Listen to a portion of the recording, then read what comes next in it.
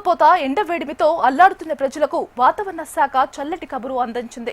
ఆంధ్రప్రదేశ్లోని అనంతపురం, సత్యసాయి, చిత్తూరు జిల్లాలను నైరుతి రుతుపవనాలు తాకినట్లు భారత వాతావరణ శాఖ తెలిపింది.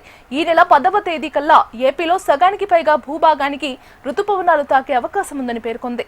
వచ్చే 2-3 రోజుల్లో తొలకరి జల్లు పడే అవకాశం ఉందని వాతావరణ కేంద్రం అధికారులు తెలిపారు. నైరుతి రుతుపవనాలు గురువారం కేరళను తాకాయి. సాధారణంగా జూన్ 1వ తేదీ నాటికి కేరళలోకి రుతుపవనాలు ప్రవేశించాల్సి ఉండగా 3 రోజులు ఆలస్యంగా చేరుకున్నాయి.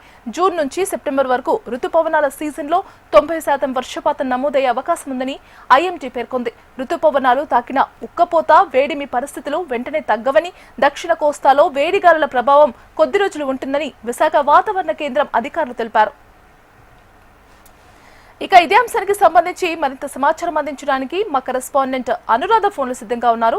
అనురాధ, దీపిక, ప్రస్తుతం తెలుగు రాష్ట్రాల్లో నైరుతి రుతుపవనాలు ప్రవేశించినట్లుగా భారత వాతావరణ శాఖ తెలిపింది. అయితే ఇప్పటిదాకా కూడా ఎండల తీవ్రత, అలాగే మరోవైపు ఉక్కపోత తీవ్రతతో జనమంతా కూడా చాలా ఇబ్బంది పడ్డారు. ఈ పరిస్థితుల్లో వాతావరణ శాఖ చెప్పే చల్లటి కబురు కోసం చాలా ఎదురు చూస్తున్నారని చెప్పాలి. అయితే ఈ రోజు సాయంత్రానికి రాయలసీమలోకి నైరుతి రుతుపవనాలు ప్రవేశిస్తున్నాయని వాతావరణ శాఖ ప్రకటనతో ఒక్కసారిగా అందరూ కూడా ఊపిరి పీల్చుకున్నట్టుగా అయింది. రాష్ట్ర వ్యాప్తంగా ఇప్పటిదాకా కూడా భారీ నుంచి అతి భారీ ఉష్ణోగ్రతలు, ఎండల తీవ్రత నమోదవుతూ వస్తూ ఉంది. అయితే రుతుపవనాలు ఈసారి కాస్త నెమ్మదిగా తమ గమనాన్ని చూస్తూ వచ్చాయి. దీంతో రుతుపవనాల రాక 3 రోజుల నుంచి 5 రోజుల వరకు ఆలస్యమయ్యే అవకాశం ఉందని వాతావరణ శాఖ నిన్నటిదాకా అంచనా వేస్తుంది. అయితే అదే సందర్భంలో జూన్ 1వ తేదీ నాటికే కేరళను తాకాల్సి ఉన్నప్పటికీ కూడా ఈ రోజు వరకు కేరళలో విస్తరించిన పరిస్థితి ఉంది.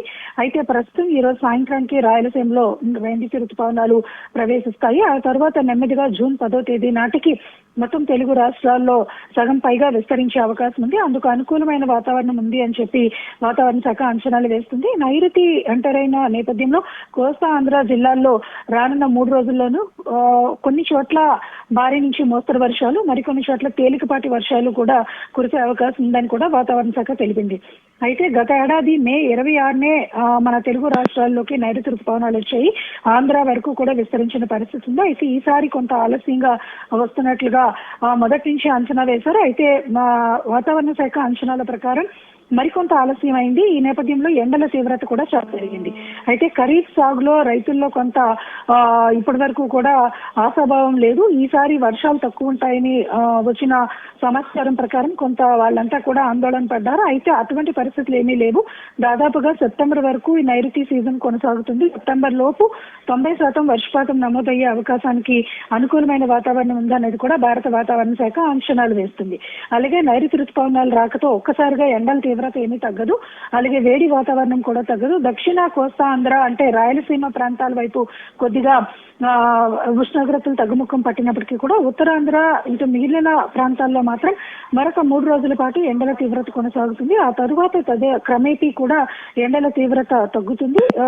రానున్న వారం రోజుల తర్వాత నైరుతి విస్తరించిన తదుపరి వర్షాలు కురిసే అవకాశం ఉంది తెలుగు రాష్ట్రాల్లో అనేది కూడా వాతావరణ శాఖ అంచనాలు వేస్తే ఈ రోజు ఒక ప్రకటన కూడా రిలీజ్ చేయడం జరిగింది.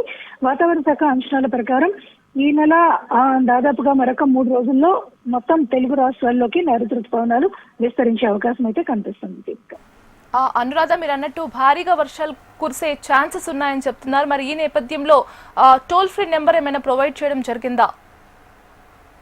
నైరుతి రుతుపవనాల సీజన్ లో ఎప్పుడు కూడా భారీ వర్షాలు ఉండవు. తొలకరి జల్లులు ఏదేనంటే కొన్ని చోట్ల మాత్రం అంటే ఎండల తీవ్రత ఇప్పటిదాకా ఉంది కాబట్టి వాతావరణంలో వస్తున్న మార్పులకు అనుకూలంగా కొన్ని చోట్ల అకాల వర్షాలు, వడగండ్ల వానలు, ఉరుములు, మెరుపులతో కూడిన వర్షాలు అయితే పడతాయి. అయితే అది స్పష్టంగా ఏ ప్రాంతం మీద ఉంటుంది అన్నది చెప్పలేరు. అయితే నైరుతి ఎంటర్ అయిన తర్వాత మాత్రం మాన్సూన్ పూర్తిగా ఆన్సెట్ అయితే వర్షాలు కురుస్తాయి కాబట్టి అప్పటి నుంచి ప్రభుత్వం చర్యలు తీసుకునే అవకాశం ఉంటుంది. ప్రస్తుతం ఇప్పటిదాకా మాత్రం ఏదైతే విపత్తుల శాఖ ఒక టోల్ ఫ్రీ నెంబర్స్ ని అన్ని కలెక్టరేట్స్ లోని కూడా కంటిన్యూ చేస్తుంది. ఇటు ఎండల వలన వచ్చే ఇబ్బందులు కానీ, అటు అకాల వర్షాలు వచ్చే ఇబ్బందుల వల్ల కానీ ప్రజలకు ఏదైనా సహాయక చర్యలు అవసరమైతే ఆ టోల్ ఫ్రీ నెంబర్స్ లో విపత్తుల శాఖ దగ్గర వాళ్ళు సంప్రదించేయడానికి అవకాశం ఉంటుంది.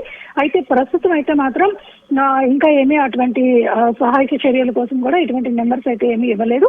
ఎప్పుడు యథావిధిగా ఉండే నెంబర్స్ ఏవైతే ఉంటాయో విపత్తుల శాఖకు సంబంధించిన నెంబర్స్ రన్ ఉంటాయి. వాటిలో ఏదైనా ప్రజలకి సహాయం అవసరమైతే సంప్రదించవచ్చు. ప్రస్తుతానికి మాన్సూన్ ఆన్సెప్ట్ అవుతున్న సమయంలో తొలకరి చినుకులు పడతాయి, అంటే తేలికపాటి వర్షాలు, మోస్తరు వర్షాలు ఉంటాయి. ఆ తదుపరి క్రమంగా మాన్సూన్ పూర్తిగా ఆన్సెప్ట్ అయిన తర్వాత భారీ వర్షాలకు అవకాశం ఉంటుంది. Right, thank you for the updates Anuradha.